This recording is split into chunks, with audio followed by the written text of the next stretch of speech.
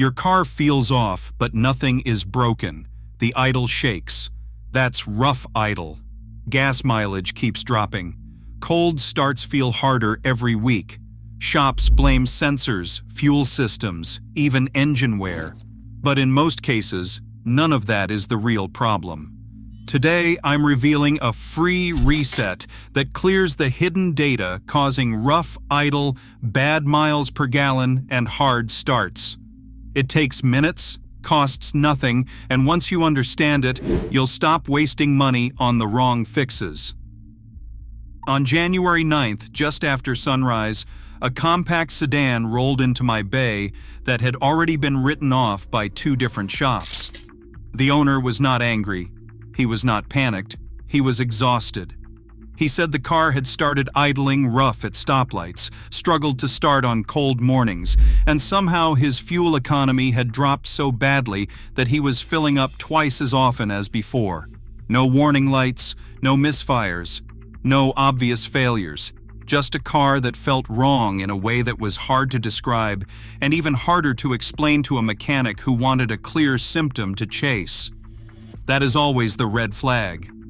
When a car has multiple symptoms that do not line up mechanically, something deeper is happening. The owner handed me a stack of paperwork: throttle body cleaning, fuel system service, sensor diagnostics, a recommendation for new injectors just in case. The total estimate was already climbing toward 4 figures. And here is the part that matters. Every single suggested repair was technically reasonable.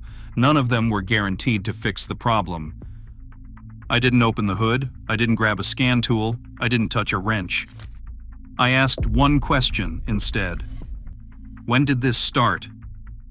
He paused and said it was hard to pinpoint.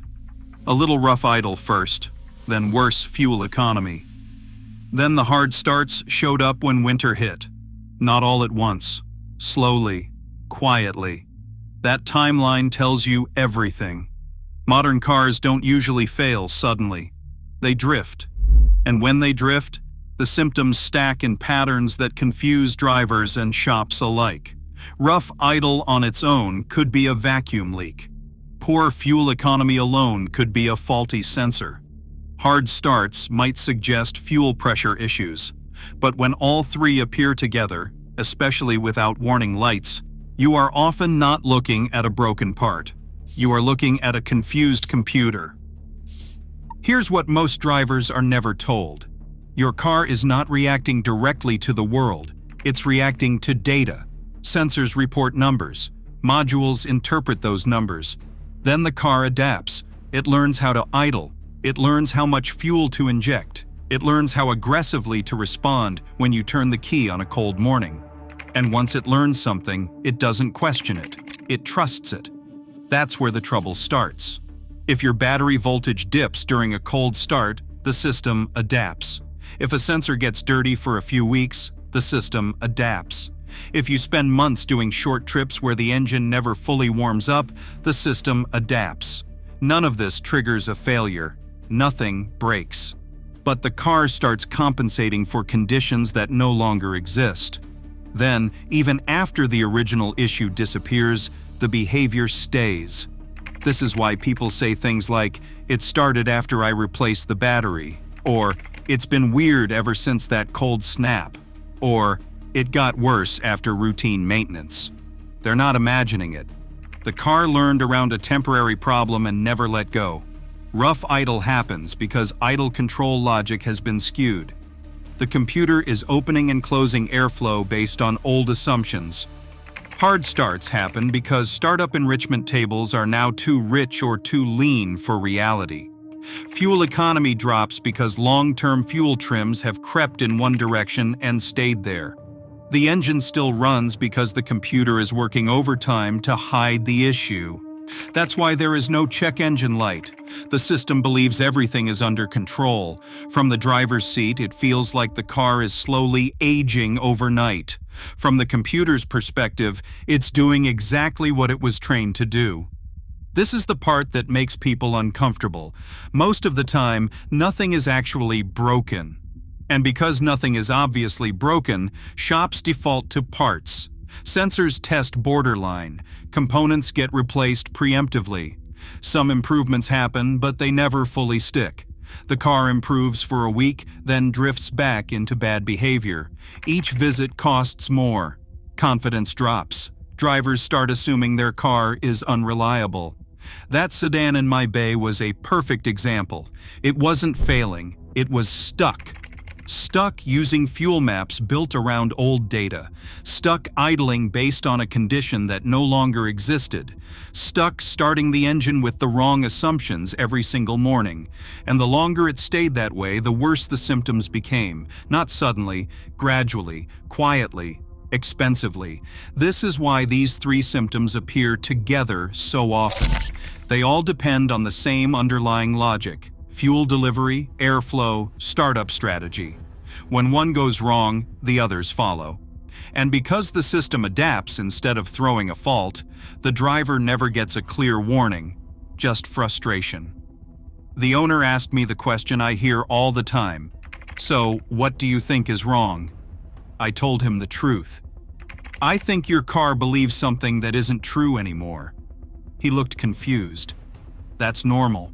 We're taught to think in terms of broken parts, not broken assumptions.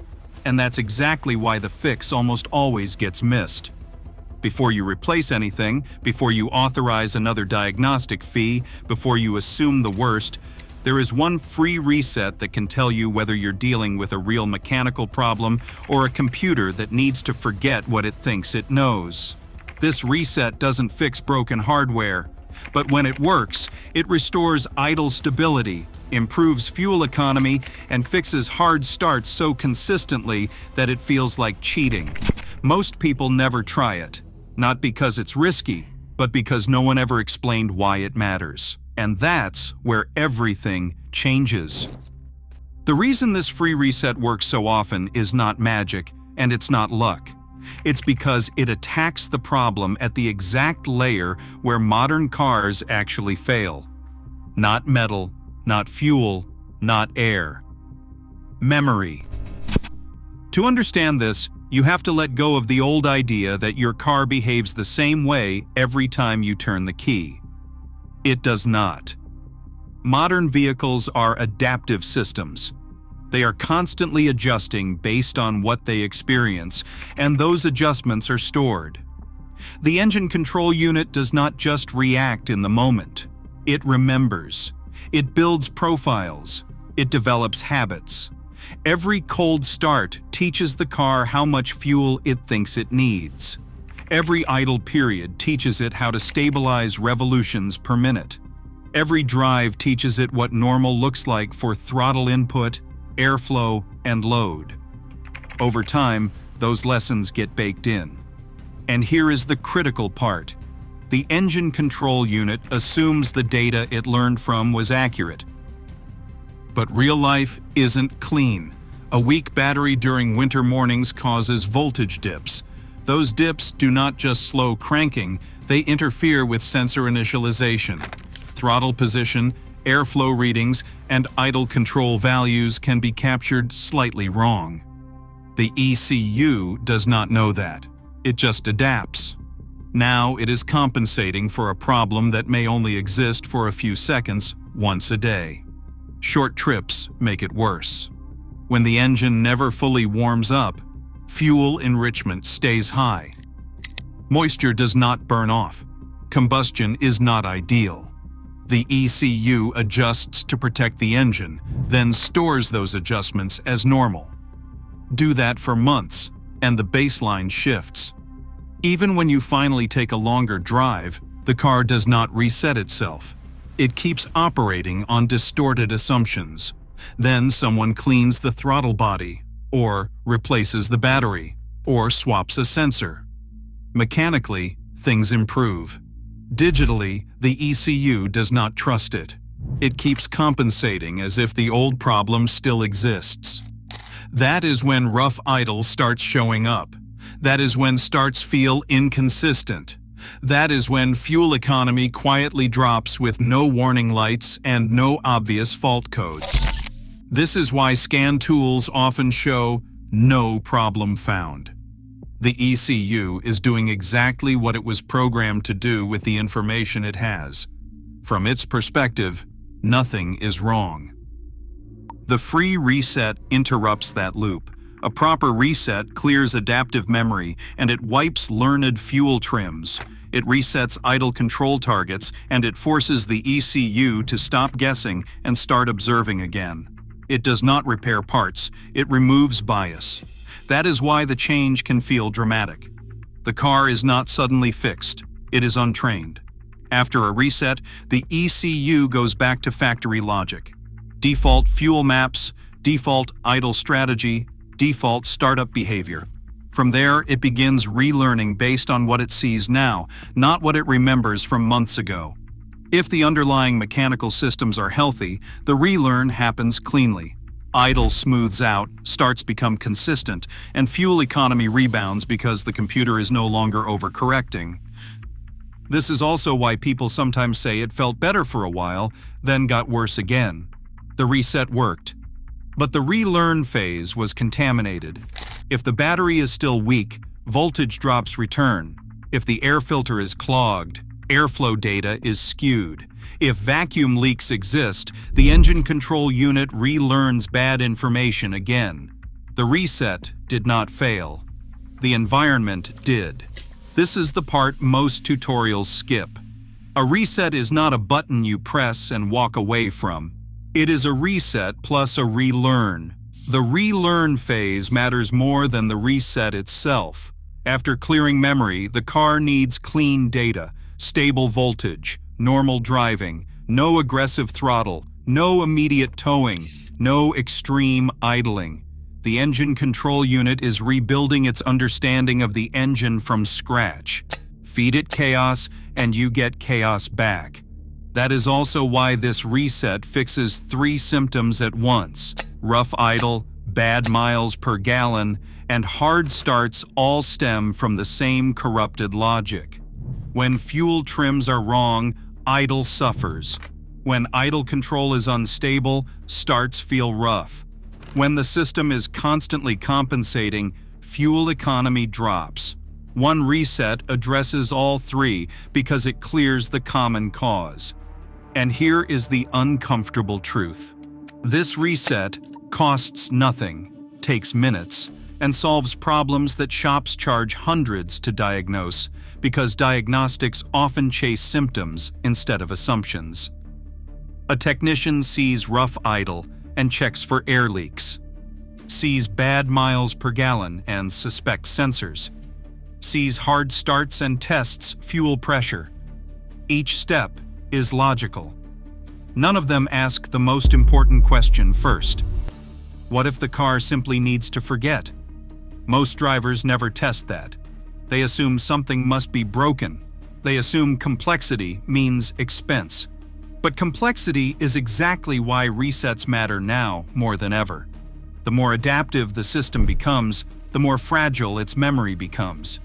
This is also why older cars did not need this. Carburetors did not remember. Mechanical distributors did not adapt. When something changed, the behavior changed immediately. Modern cars carry their past with them. By the time that sedan rolled into my bay, it was not failing. It was trapped in its own history. And until that history was erased, no part replacement would truly stick. But before I touched anything, I needed to be sure. Because resets are powerful, but they are also revealing. If the reset worked, we would know the engine itself was healthy. If it did not, then the problem was real, mechanical, and worth chasing. And that distinction is where this story turns. Because the next step is not just understanding why this reset works, it is knowing exactly how to do it correctly and how to avoid the one mistake that causes people to swear it does not work at all. By the time most drivers reach this point, they are ready for one simple answer. Tell me what to do.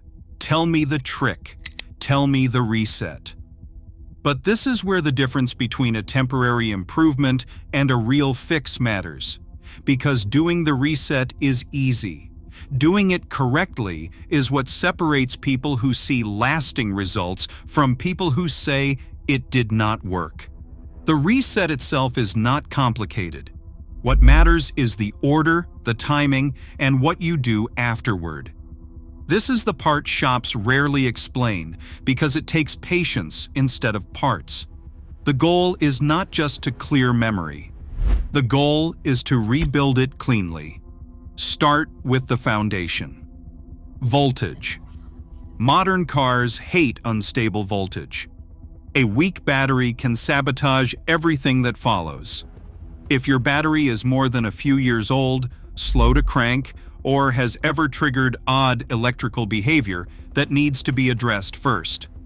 A reset performed with a weak battery is like rebooting a computer while the power flickers. You are clearing memory, then immediately corrupting it again. Once voltage is stable, the reset begins. Power must be fully removed from the system long enough for all modules to discharge. That means disconnecting the battery properly, not just pulling a cable for 30 seconds. Residual voltage lives in capacitors inside control modules. They hold memory. Rushing this step is the most common reason people fail. When power is restored, the car is not fixed. It is blank. That is the moment most people misunderstand. They start the engine and immediately rev it. They throw it into gear and drive aggressively. They teach the engine control unit chaos and then wonder why idle becomes unstable again. The relearn phase is everything. After the reset, the engine needs to idle undisturbed. No throttle input. Let the engine control unit find its base idle control again. It listens to airflow, engine temperature, and crank speed. It sets a new baseline. Interrupt that, and it guesses. Then comes gentle driving, light throttle, smooth acceleration, steady cruising. This is not about babying the car forever. It is about giving the system clean, predictable data while it rebuilds its internal models. The engine control unit is watching fuel trims, throttle response, and load behavior. This is where fuel economy begins to recover, not instantly, but gradually as compensation disappears. And here is where the truth becomes uncomfortable for a lot of people. If the reset works, you will feel it. Idle steadies, starts become consistent, throttle response feels natural again. Fuel economy begins to stabilize over the next few drive cycles. If it does not work, that information is just as valuable. Resets do not hide mechanical problems, they expose them.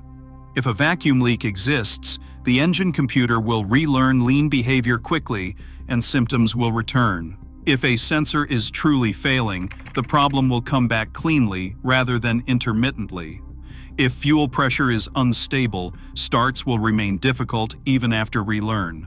That clarity saves money. Instead of guessing, you are narrowing the field. This is why experienced technicians use resets as filters, not as magic, but as diagnostics. Clear the assumptions, then see what reality does. If reality behaves, the problem was memory. If it does not, now you know exactly where to look. And this is the part that almost nobody tells drivers. Many of the most expensive repairs start as data problems. A rough idle leads to parts replacement. A bad miles per gallon complaint leads to sensor swapping. A hard start leads to fuel system work. Each step might improve things slightly, but none of them address the corrupted logic underneath. Without a reset, the system never fully trusts the repair, so the car never fully recovers. That is how people end up saying it is better, but not right. That sentence almost always points to missing a reset. Modern cars do not forget on their own. They remember bad days just as clearly as good ones. A winter of short trips, a month of low-quality fuel, a period of weak voltage. The car adapts to survive those conditions, then keeps those adaptations long after conditions improve. The reset is the only way to tell the system that the environment has changed. And here is the part that makes this feel almost unfair. Once you understand this, warning lights lose their power. A rough idle stops feeling like a disaster. A hard start becomes a clue, not a verdict. You stop reacting emotionally and start testing logically.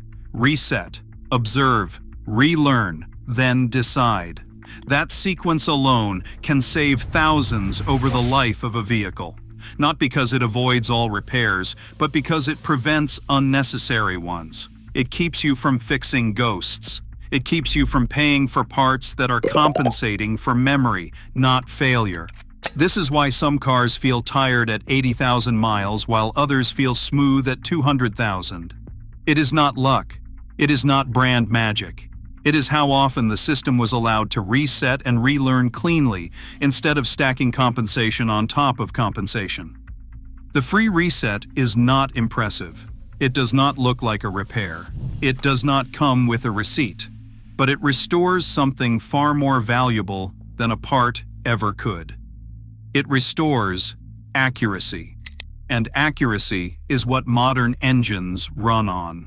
If your car idles rough, burns fuel faster than it should, or struggles on cold starts with no clear mechanical reason, do not assume the worst. Assume the car has learned something it should not have. Clear the memory. Give it clean data. Let it relearn. Clean data matters, because the most expensive mistake drivers make today is not ignoring maintenance. It is trusting a system that has quietly been guessing for months. And now that you know how to stop that guessing, you will never look at a rough idle, bad miles per gallon, or hard start the same way again.